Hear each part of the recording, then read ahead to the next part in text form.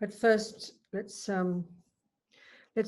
remember. Let's first remember. First, remember that there are some activities that are in their nature Dharma activities. So if you sit there and read a book about emptiness, just contemplate this first.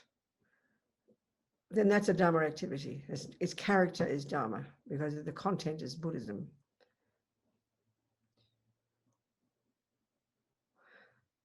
So then there are some activities that in their nature aren't Dharma activities, like washing the dishes or washing your body or, driving the car or going to the bank.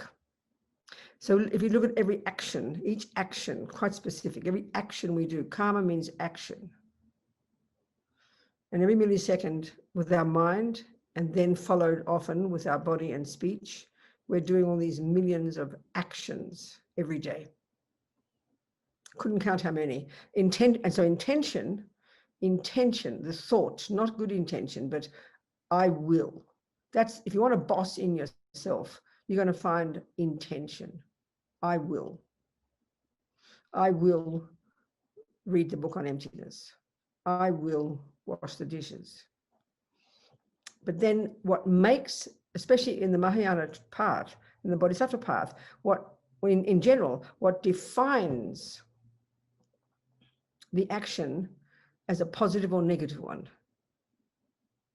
There's only 3 options: positive, negative, neutral. Let's forget the neutral. So we want positive ones. We want to store up millions and millions of positive, literally, this is technical, positive karmic seeds in our bank vault, in our mind. Why? Because they are the ones that will ripen in the future as our happiness. We want happiness. We don't want suffering. So that means we want every action we do to be positive. So if we're a yogi in the mountains, like Geshe Lama Kontrog, who didn't eat, sleep, therefore go to the toilet, and didn't wear clothes. So he was able to, every action he did 24 hours a day was a Dharma action. Well, that's for 99% of us, that's impossible. We're not that advanced. We have to eat, sleep, go to the toilet. Some of us have children and have to have money and have to have jobs, have to wash our bodies because we don't want to stink for people. So we can see, because we're ordinary people, and we're not that high, most of the actions we do are in their nature, not Dharma. So what's our saving grace? What are we going to do about this? It's very distressing. Well, we're going to have our pure motivation, because with the intention to do something, it's driven by the motivation. When we understand this, it's a revelation. When we understand this, every action can turn into a Dharma action. Lama Zopa spends his time hours and hours and hours and hours teaching us this. And somehow we hear it as kind of religion. We don't hear it as technical. It's like religion, we can't hear it properly. So here we are, this meditation, which is quickly passing through, the time is going.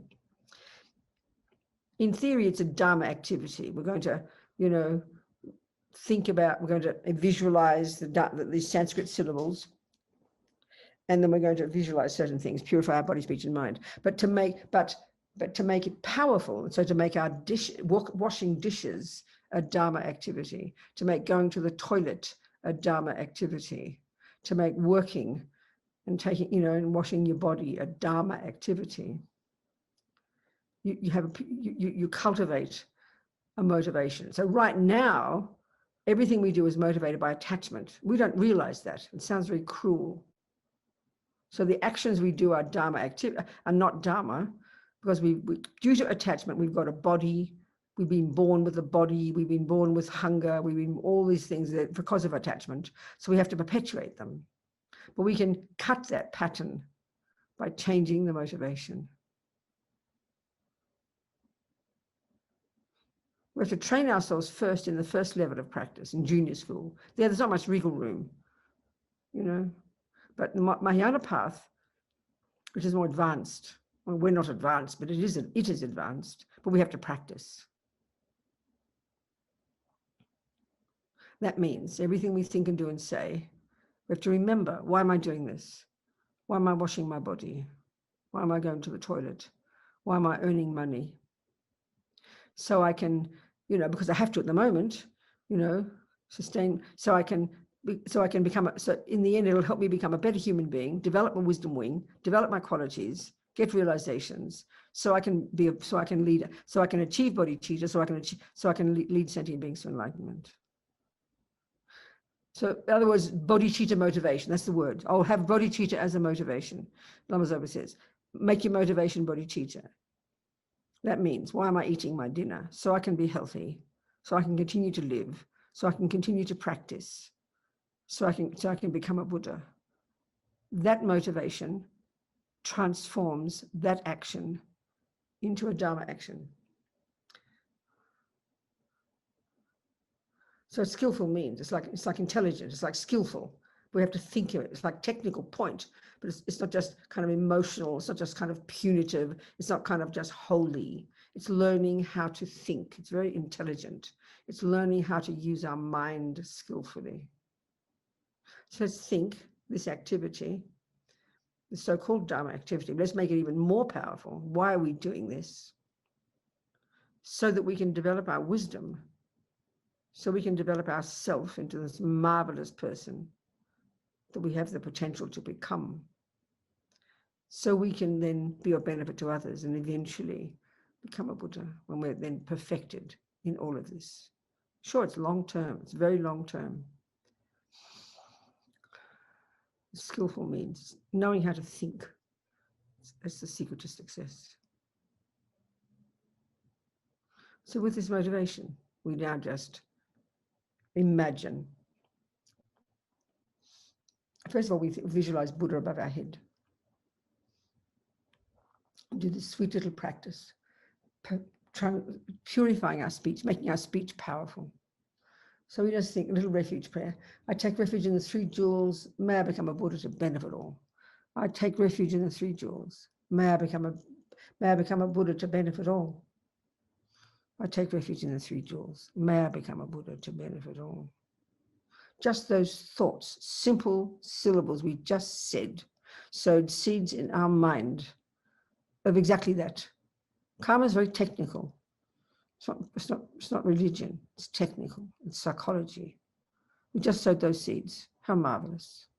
So now you imagine, on my tongue, you just imagine, on your tongue, the Sanskrit syllable ah. We obviously don't know the Sanskrit letters, nor the Tibetan, so we just visualize the Roman letters, AH, on our tongue. And then it turns into a moon disk. It's just like a flat disk, a moon disk.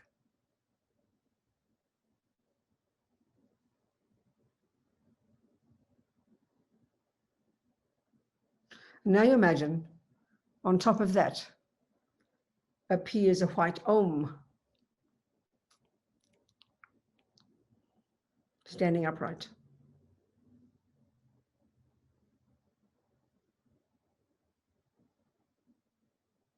And now you imagine that it's surrounded by the white vowels, all the Sanskrit vowels. Just imagine. We obviously don't know them, but just imagine. Circling clockwise.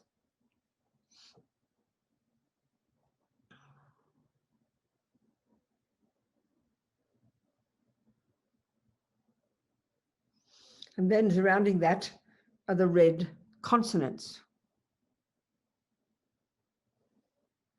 counterclockwise. You see, there's extensive teachings in the literature. The Tibetans haven't translated. They don't translate the mantras. They leave the Sanskrit like it is because they all talk about how Sanskrit, the sounds are super powerful, super pure.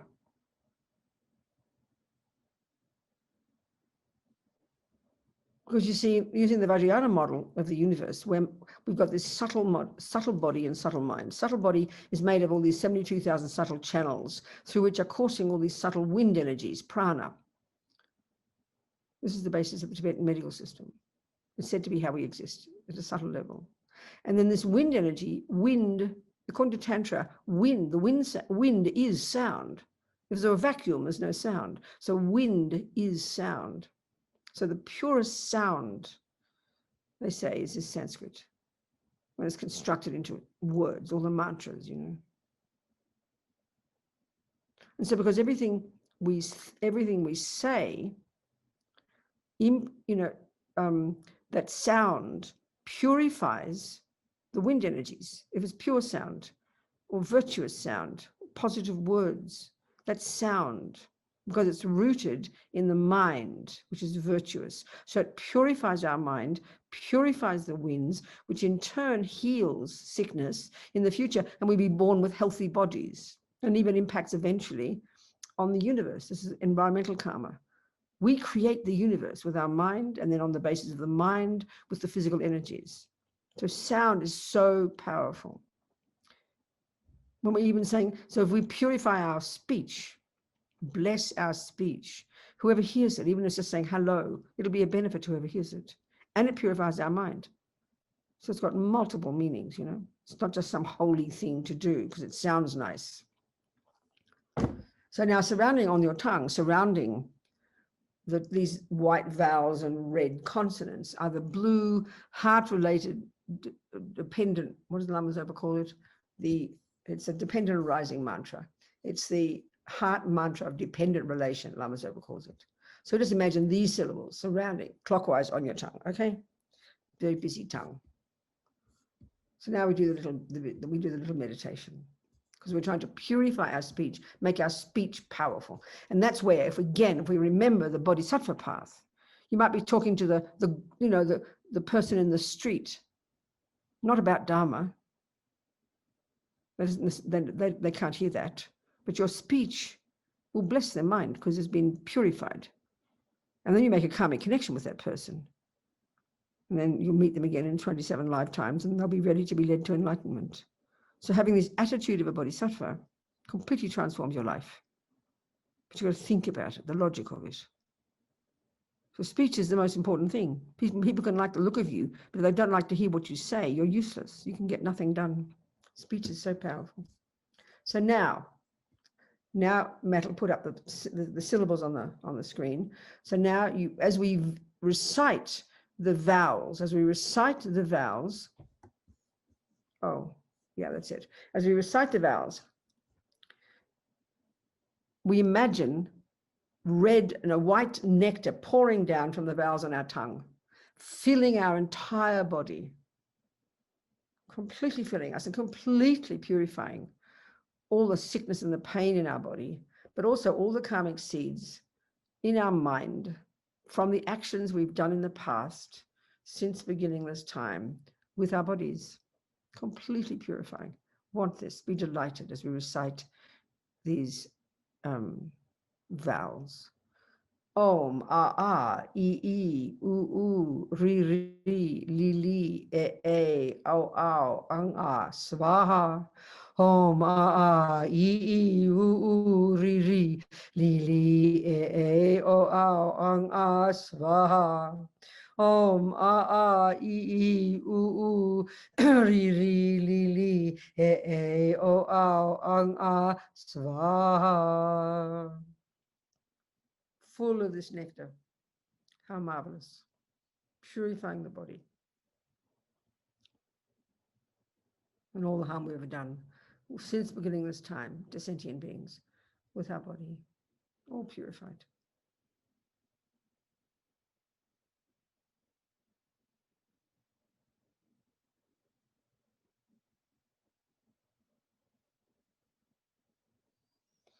So now, when we recite the red consonants, we visualize from the consonants on our tongue, red nectar pouring down, filling the whole of our body, completely purifying our speech, purifying our lying, even if we're not lying, we don't know the answer to something, but we will need to be right, so we blurt words out, and we're speculating. Much of what goes on in the world, people just vomit out ideas, not even sure they're true, so we confuse ourselves and each other's like unimaginable, especially these days. So purifying all that speculating, the conscious lying, all the harsh speech, bad mouthing people, abusing people, all the rabbiting on about nothing, useless speech, and all the bad mouthing behind backs, which we spend our lives doing about other people, about the family, about the neighbors, about the people at work, about the politicians.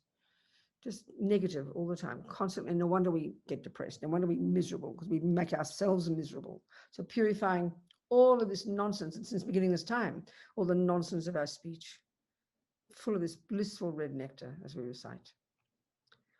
You'll see there's two lots of ta ta ta. They're meant to have little marks on them, and there's a slight difference in the way you say them. And I don't know what it is. I have to look it up. They should have little marks, and so hopefully by next time we do this, I'll tell you how to do it properly. Om ka ka ka ga nga cha cha cha janya ta ta ta dana ta ta ta dana pa pa ba ba ma ya ra ra ra sha sha sa hagsa svaha. Om ka ka ka ga nga cha cha cha janya ta ta ta dana ta ta ta dana pa pa ba ba ma ya ra ra ra sha sha sa hagsa svaha. Om ka ka ka ganga cha cha cha janya ta ta da da na pa ta ta ta da na pa pa ba ba ma yara la ba sha sha sa haksa svaha. Full of the red nectar, totally purifying. How amazing.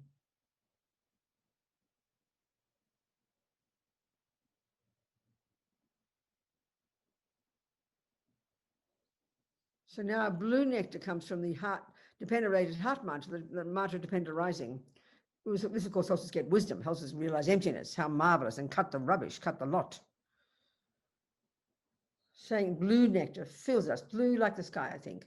Blue filling us completely, purifying the mind, the source of all the nonsense, the source of the body, the source of the speech, the mind, the delusions, the ego grasping that clings to a self-existent me, that thinks everything else is self-existent. So subtle we don't even know what the words mean. Then the attachment to get what that fantasy me wants, that we understand. And then the aversion and the panic and the anger and the annoyed and the frustrated and the upset when it doesn't get what it wants. And all the other 83,997 delusions that Buddha talks about, all annihilated by this blissful blue nectar filling us. What a relief. How amazing. As we recite. Om ye dhamma hetu papava hetun te shan tatagato ye vedat te shan chayo niroda evam vadi maha shamana ye svaha. Om ye dhamma hetu papava hetun te shan tatagato ye vedat te shan chayo niroda evam vadi maha shamana ye svaha. Om ye dhamma hetu papava hetun te shan tatagato ye vedat te shan chayo niroda evam vadi maha shamanaye svaha.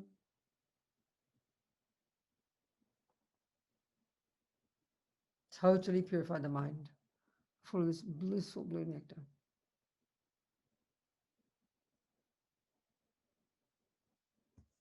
So now we'll be delighted, but now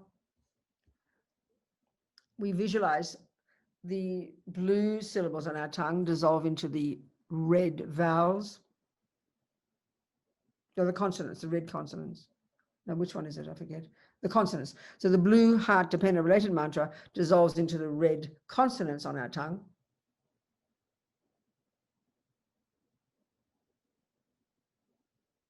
And then the red consonants dissolve into the white vowels.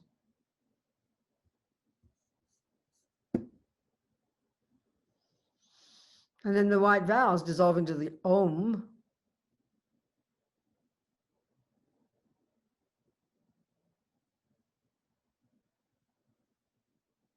The white Om dissolves into the moon disk.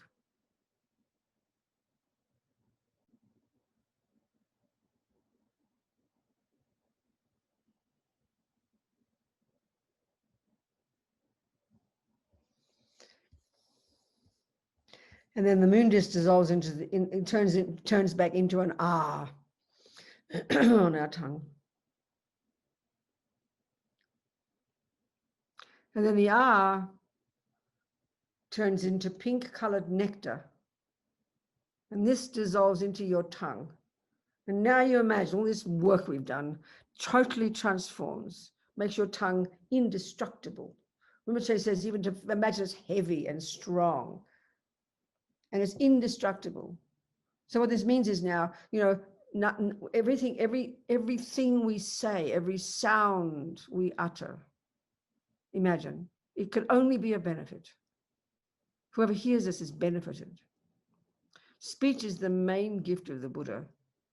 I mean, this is the way we are. We're this gross level of, we live at this level with bodies, with conceptuality. We live with thoughts, And this is the result of delusions. And we've got these clever conceptual thoughts because it's a very gross level of reality, but we can utilize our concepts. This is the point.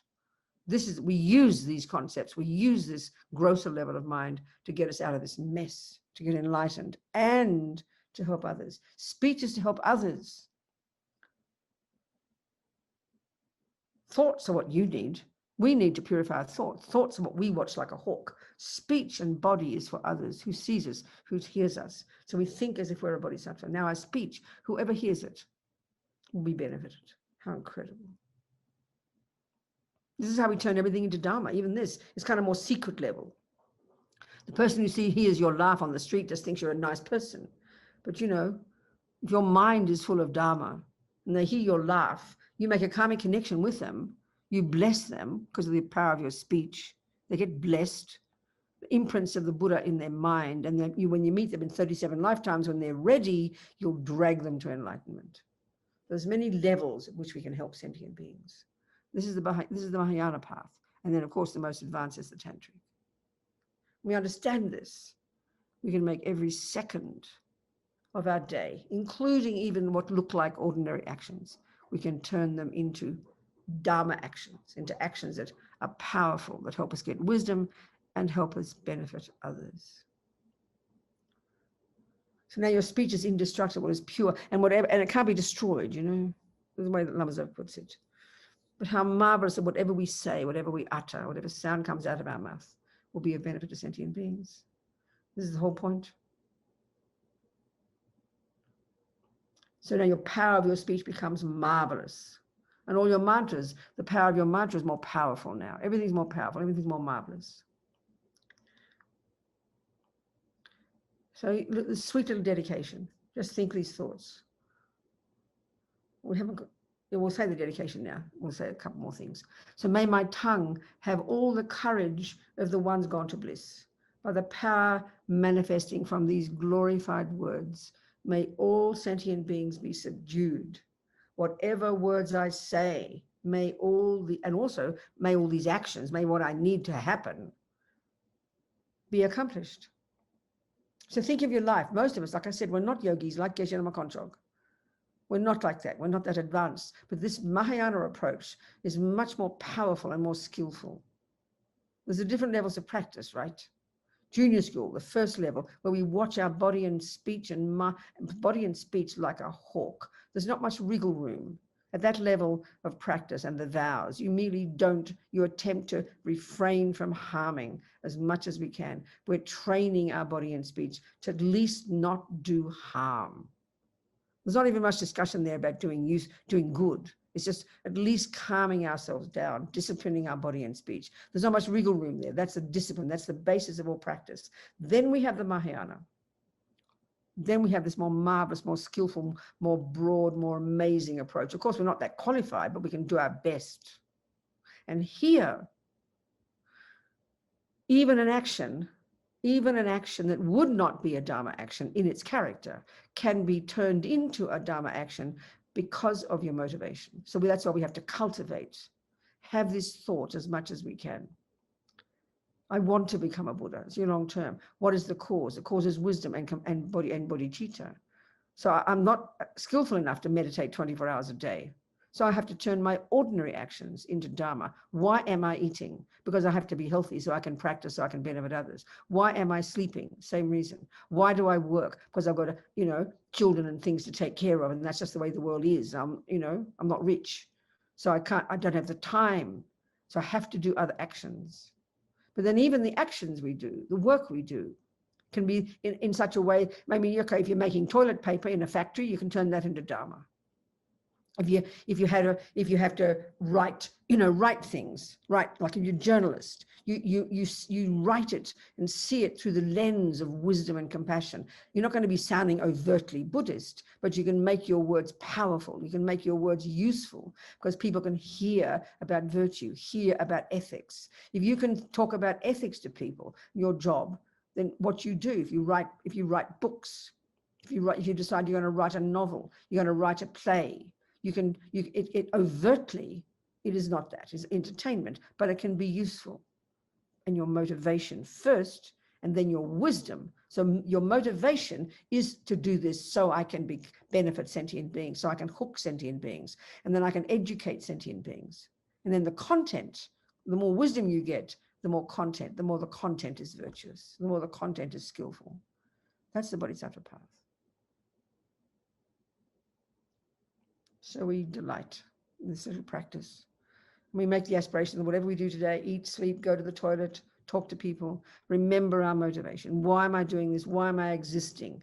Because I want to become a Buddha. So I'm trying to make everything I think and do and say a Dharma action, a positive action, a useful action, one that sows a seed that will ripen as my happiness. And so I can help others. How amazing.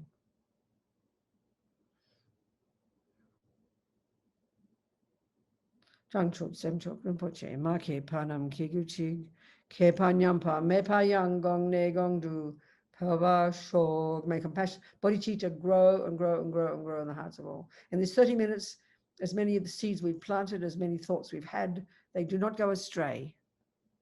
So how marvelous we've sowed these seeds, all these visualizations, all these thoughts. So may these seeds, when we nourish them from this second forward with our practice, with our effort, with our motivation, so we can end up exactly as we motivated as a Buddha. So we really can be perfectly benefiting others. Long term, Dalai Lama always says, His Holiness always says, always aspire to do what is most beneficial. And Buddhahood, of course, is the long term. Best long term, he says, if you can. Because motivation is why you do something. And that underpins it. And that's what makes it positive or negative. It's very skillful. Goodbye, everybody. Thank you so much. Thank you.